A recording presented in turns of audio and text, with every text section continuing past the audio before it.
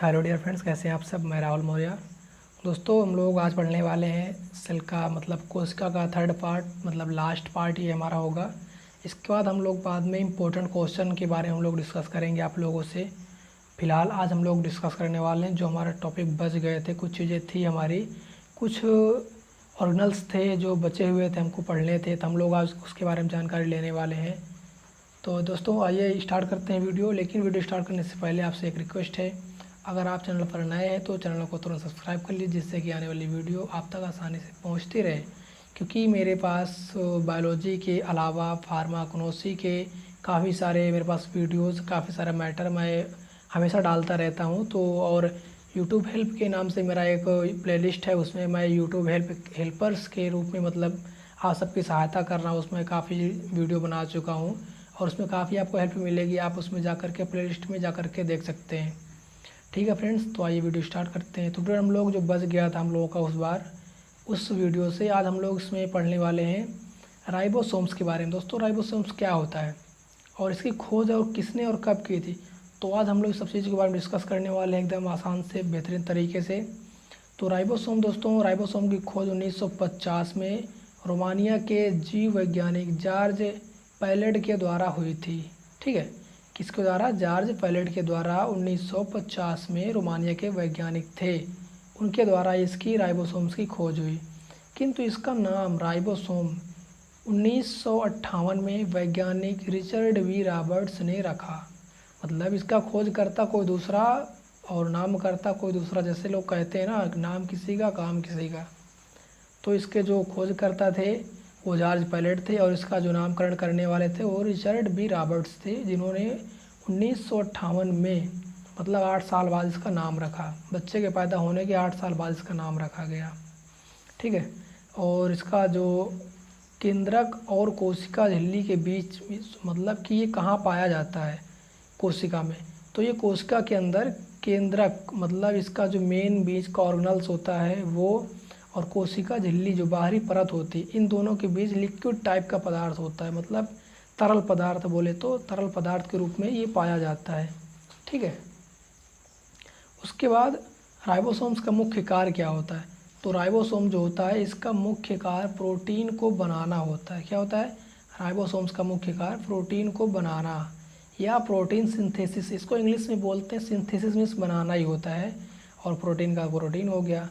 ठीक है, इसलिए राइबोसोम को प्रोटीन फैक्ट्री ऑफ सेल, मतलब राइबोसोम को हम लोग प्रोटीन फैक्ट्री के नाम से भी जानते हैं। मतलब कोशिका की प्रोटीन फैक्ट्री कहाँ पाई जाती है, तो वो राइबोसोम्स के अंदर पाई जाती है। ठीक है, राइबोसोम्स में पाई जाती है।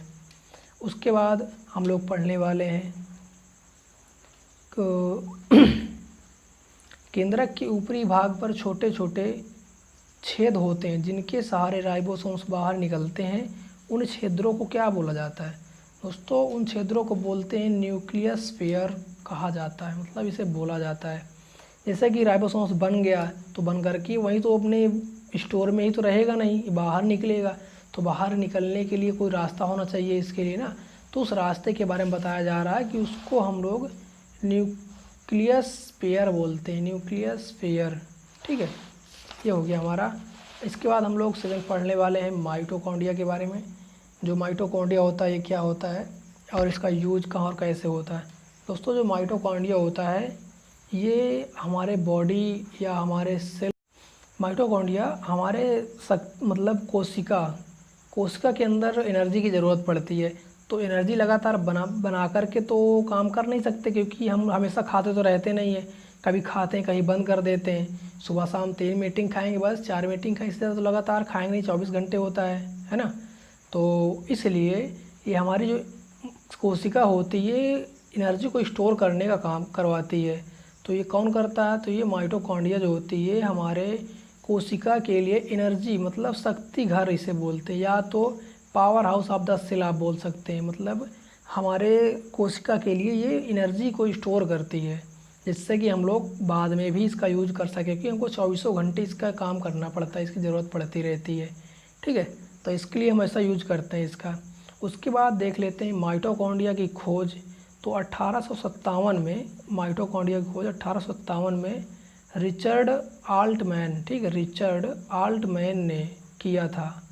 किंतु इसका नाम जर्मन, देखो इसका भी नाम मतलब नाम कोई किसी और का और काम किसी और का, तो इसका नाम जर्मन माइक्रोबायोलॉजिस्ट, मतलब ये माइक्रोबायोलॉजिस्ट है जिनका नाम कार्ल बिंडा था, ठीक है। कार्ल बिंडा ने 1858 ईस्वी के लगभग माइटोकॉन्ड्रिया रखा। दोस्तों मैंने पढ़ा काफ़ी गहराई से, इसमें कई चीज़ें मैंने पाई है। लगभग 1898 है, किसी में 2002 है, किसी में 2004 है, 6 है, मतलब इसमें हर 4 से 6 साल के अंतराल में कुछ ना कुछ परिवर्तन होता रहा, इसलिए मैंने इसमें लगभग लगा दिया है, क्योंकि आपको डाउट ना हो कि सर ने ऐसा बताया था और इसमें ऐसा लिखा है। तो कई चीज़ें मैंने पढ़ी थी, इसलिए मैं लिखना नहीं चाहता था, लेकिन फिर भी मैंने कहा लगभग लगा के मैं लिख दे रहा हूँ, क्योंकि मुझे ज़्यादा प्योरिटी इसी मिली, इसलिए मैंने इसको लिखा है। तो आप लोग डाउट मत रहिएगा, एक बार देख लीजिएगा उसमें क्या दिया गया है, ठीक है, क्योंकि चेंजिंग हर बार होती रही है, हर 4 साल में इसका मतलब कुछ न कुछ प्रयोग होता रहा और इसमें कुछ न कुछ चेंजेस होते रहे हैं, ठीक है। तो हमारे ये हो गए इसे खोजकर्ता और इसके नामकर्ता के बारे में। उसके बाद माइटोकॉन्ड्रिया कोशिका की वास्तविक में श्वसन अंग है, मतलब जो माइटोकॉन्ड्रिया होती है ये हमारे कोशिका की श्वसन अंग की का बोले तो रेस्पिरेटरी सिस्टम के जैसा काम करती है, जैसा बॉडी में रेस्पिरेटरी सिस्टम काम करता है वैसे हमारे कोशिका के लिए ये श्वसन तंत्र के लिए काम करती है। श्वसन तंत्र जो होता है या श्वसन अंग बोले उसके लिए काम करती है, जहाँ पर कार्बोहाइड्रेट तथा वसा मतलब फैट पूरा ऑक्सीडाइज होकर CO2 तथा H2O में बनते हैं या कन्वर्ट होते हैं, ठीक है, ऐसा हो गया। इसके बाद ये हमारा नेक्स्ट पॉइंट हो गया, इसका हम लोग देखने वाले हैं कोशिका में माइटोकॉन्ड्रियल एंजाइम द्वारा भोजन मतलब फूड की स्टैटिक एनर्जी को काइनेटिक एनर्जी, आप लोगों को वाच कर रहे हैं, आप लोगों को दिख रहा होगा, स्टैटिक एनर्जी को काइनेटिक एनर्जी में ऑक्सीडेशन द्वारा परिवर्तित किया जाता है, जिसके द्वारा सेल मतलब कोशिका के विभिन्न कार्य संपन्न होते हैं। हम अभी आपको भी बता रहे थे कि ये एनर्जी को स्टोर करती, जिससे कि लगातार ये अपना काम करती रहे। अगर ये एनर्जी स्टोर नहीं करेगी तो लगातार काम नहीं कर पाएगी, ठीक है दोस्तों। इसके बाद आइए हम लोग पढ़ने वाले नेक्स्ट हमारा जो पार्ट है बोले तो जिसका नंबर है ऑर्गेनल्स के बारे में। लाइसोसोम क्या होता है और इसका यूज कहाँ और कैसे होता है, और इसका खोजकर्ता कौन है, इसकी गॉडफादर कौन है। दोस्तों इसकी खोज सबसे पहले क्रिस्टियन, मैंने इसको हिंदी में लिखा, इंग्लिश में लिखा हुआ था आप लोग पढ़ने के लिए, क्रिस्टियन डी डूबे, ठीक है, क्रिस्टियन डी डूबे ने 1955 ईस्वी में किया था, ठीक है। उसके बाद इसका मुख्य कार्य जो है उसके बारे में जान लेते हैं। तो इसका मुख्य कार्य कोशिका के अंदर आने वाले भारी पदार्थ जैसे बैक्टीरिया हो गया, मृत कोशिका हो गई या ओल्ड कोशिका हो गई, पुरानी कोशिका, या कुछ और ऐसे विषैले या जहरीले पदार्थ जो सेल के अंदर आकर के बहुत ज़्यादा दिक्कत करते हैं, तो उन सारे पदार्थों को ये खा करके कोशिका को साफ़ रखता है।